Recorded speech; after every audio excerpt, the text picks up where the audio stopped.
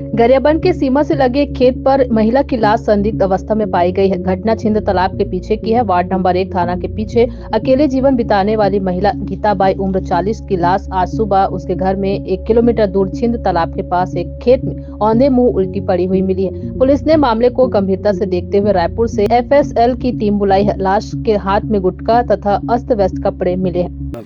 एक डाक बंगला पारा के में एक महिला की लाश मिली है जिसका नाम गीता देवी यादव है। अभी चूंकि लाश मिली है, अभी जांच कर रहे हैं, मतलब मृत्यु किस कारण से हुई है। अभी FSL टीम को भी बुलाया गया है, वो आएंगे और PM के बाद ही स्थिति स्पष्ट हो पाएगी। अभी क्या क्या उसके पास मिला है, क्या हुआ है सर?